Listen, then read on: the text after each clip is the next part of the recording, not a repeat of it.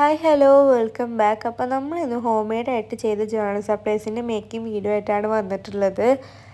ഞാൻ വിചാരിച്ചത് ഒരൊറ്റ വീഡിയോ ആക്കി ഇടാമെന്നായിരുന്നു. കാരണം ഞാൻ വിചാരിച്ച അത്ര ലെങ്ത് ഉണ്ടാവില്ല, ഒറ്റ വീഡിയോ ആക്കിയിട്ട് കാണിക്കാമെന്നായിരുന്നു. പിന്നെ ഞാൻ എഡിറ്റ് ചെയ്യാൻ നോക്കിയപ്പോഴാണ് അത്യാവശ്യം ലെങ്ത് ഉണ്ട്, നമുക്ക് ഒരൊറ്റ ഷോർട്ടാക്കി അപ്ലോഡ് ചെയ്യാൻ പറ്റില്ല. കാരണം ഷോർട്സിൽ 3 മിനിറ്റിൻ്റെ മേലെ നമുക്ക് വീഡിയോ ഇടാൻ പറ്റില്ല. പിന്നെ ഞാൻ വിചാരിച്ചു ലോങ് വീഡിയോ ആയിട്ട് ഇടാമെന്ന്. ലോങ് വീഡിയോ ആയിട്ട് ഇടുമ്പോൾ എല്ലാവർക്കും അതിങ്ങനെ കണ്ടിരിക്കാൻ ഇൻട്രസ്റ്റ് ഉണ്ടാവുമെന്നും എനിക്ക് തോന്നിയില്ല.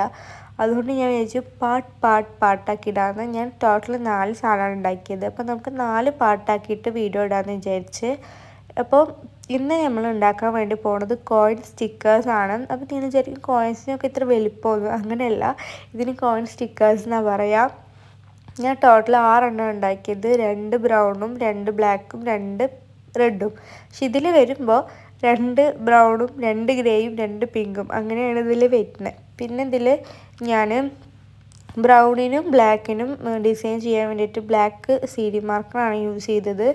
പിങ്കിന് ഡിസൈൻ ചെയ്യാൻ വേണ്ടിയിട്ട് ഞാൻ പിങ്ക് കളർ തന്നെ ആട്ടോ യൂസ് ചെയ്തിട്ടുണ്ടായിരുന്നത്.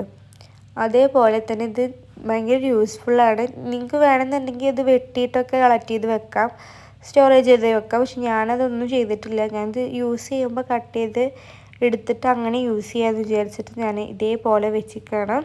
അപ്പോൾ അടുത്ത പാട്ടിൽ കാണാം. അപ്പോൾ അത്രേ ഉള്ളൂ, ബൈ.